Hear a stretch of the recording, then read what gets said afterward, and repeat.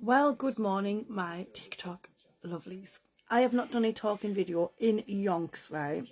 Because I really haven't had time and didn't have the confidence. To be quite honest, the confidence levels have kind of gone downhill recently.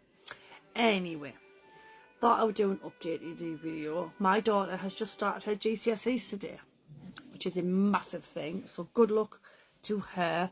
Good luck to Tyler, her boyfriend, her best friend, Chloe. Good luck to all of you and all you Year 11 girls and boys, young men and ladies. Good luck, and I hope you all smash them.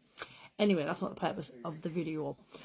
My husband's just started a new job today, and he literally had to be up at 4 o'clock this morning because he had to be at Sedgefield for 6 to kind of like start the job driving. So I got up with him, made sure he was up for work, fell asleep, sat up in bed. Somehow my glasses ended up on my lap, along with Mr. Man who's in the bed with me. I have my Poochie Woochie sleeping on the bed. Yes, Casper. And I don't know if you can hear my little boy laughing in the other room, but he's also awake. But yeah, I went to sleep sitting up. I slept in. Bethanys taxi usually comes about 8:30. My father-in-law normally comes about 8:20 to pick William up for school.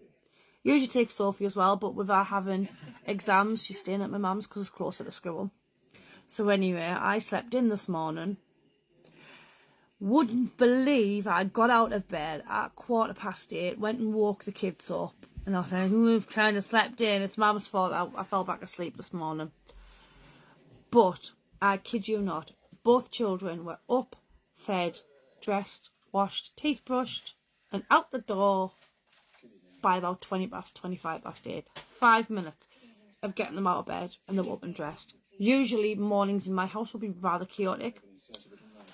But another update as well, a few years ago on my old TikTok, I re-downloaded and uploaded it onto this one. I've re-downloaded it. I will post it after I've posted this. I did a video, just like a miming video with regards to Bethany being autistic. Now, at the time when I posted the video, I had my suspicions that she was autistic, but I wasn't 1000% sure, and she currently hadn't been tested for autism or a learning disability or global delay, since a global delay. So anyway, she got referred for years ago. With her being in a special needs school, I decided that an autism assessment wasn't something she necessarily needed. I randomly got a letter out of the post earlier this year saying parents and guardian of Bethany Drake from the neurodevelopmental team. So I googled neurodevelopmental team because I had no idea who they were or what they did. And it stated on Google that they were, I've got spots on my arm, that's what I'm picking up. It was for an autism assessment. Now, with our educational healthcare plan review meeting with the school, it's full, it makes me look like I've got red marks on my neck when I don't. Anyway, at an educational healthcare plan review meeting, I mentioned to our teachers regarding said autism assessment and said to them, is it worth her going through it with her being already in a special needs school? Is it going to change anything? Blah, blah, blah. They said it probably wouldn't change anything, but it's worth going through the assessment if she's at the top of the list because a lot of children wait a lot of years. So off we toddled for these assessments, and it's not an easy assessment process to go through. You're looking at 12 appointments, 6 in person, something like 6 in person, or I think it's maybe 6 appointments, 3 in person, 3 on the telephone. But we've had 12. Because Bethany needed more information regarding what's going on with Bethany.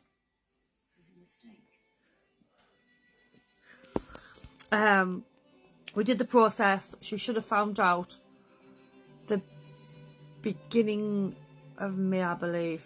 Maybe the beginning of May, might be back end of April, I can't remember. But anyway, they required, oh sorry Casper, I just made you jump. They needed more information. So we had another couple of phone calls. We had a developmental phone call, which was basically starting from pre-3, just describing what she was like before she was at the age of 3. Was she walking? Was she talking? What was her routine like? What were her habits like? Her temperament? Blah blah. And then obviously the next part of the phone call was from 3 up to present day. Now, when we went to one of the assessments, they said something stuck out at this appointment. And I was like, well, what does that mean? She's like, we can't really say, but we will do it at the outcome meeting and we'll let you know what's been said.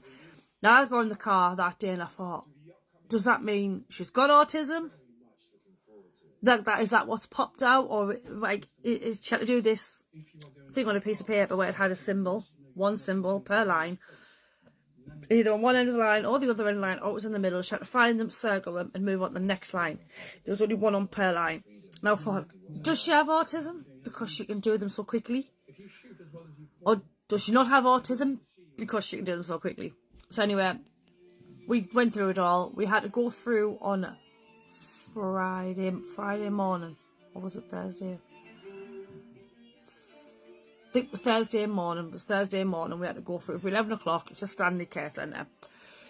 Went through. We took our Bethany through with us. It wasn't really an appointment for her, but we took her through. It was about her, and I thought, well, if there's anything wrong with you, you need to hear from the professionals, and you deserve to know if it's about you. So we went through. The 2 ladies sat and went, oh, we've got good news.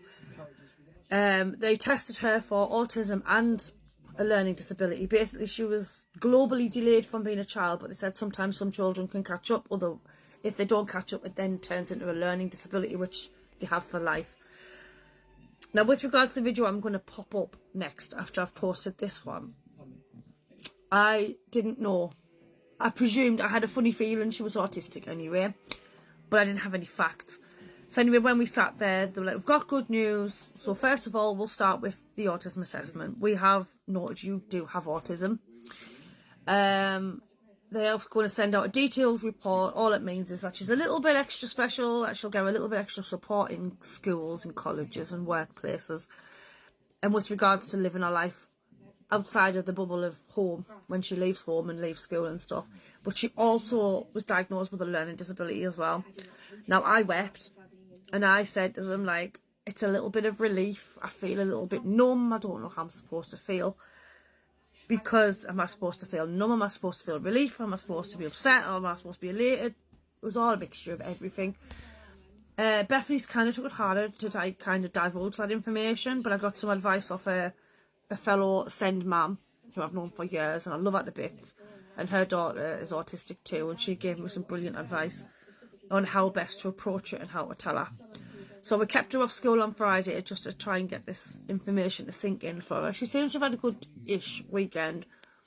She had a few tears last night. But obviously I've spoke to school. They're going to get a detailed report from... I'm going to put my phone on charge. They're going to get a detailed report from Stanley, because I did give consent for them to send them a copy of the report, as well as we'll get a copy and the doctors will get a copy. So yeah, 12 years of fighting. Being told that you're neglecting her, that you're abusing her. Like, back then, we were pretty much found innocent straight away. Saying she's got second child syndrome, that there's nothing wrong with that. And then, within weeks of meeting Bethany, professionals that is, something's wrong with this child. We need to figure out what's wrong with this child. Me, personally, I wasn't going to go for the autism assessment, because I thought there's other children out there that are desperate to go into special needs schools who need this assessment. Bethany doesn't necessarily need it. She's already in the school. They're not going to change the way they teach her. But I'm pleased I went for it. Any parent out there, it is worth it. It's grueling, it's boring, it's tiring. Like, it's not for us parents. We give out our information in the beginning, the rest is all on the child. It is very, very, very boring, but it is worth it, because it gets your child the diagnoses that they need. It also gets them the support that they need. I may have to go through this again with Harry, because I think he's got global delay in autism. And it broke my heart as well again, but because, I mean, I don't want to see my children struggle. I love them for who they are. But just do the best you can. And so just be there for your children and just be that shoulder to cry on. But it is worth it. It's long and grueling, but we all get there in the end. And 12 years later, we've got the answers. So enjoy your day, everybody, and I will catch you all later.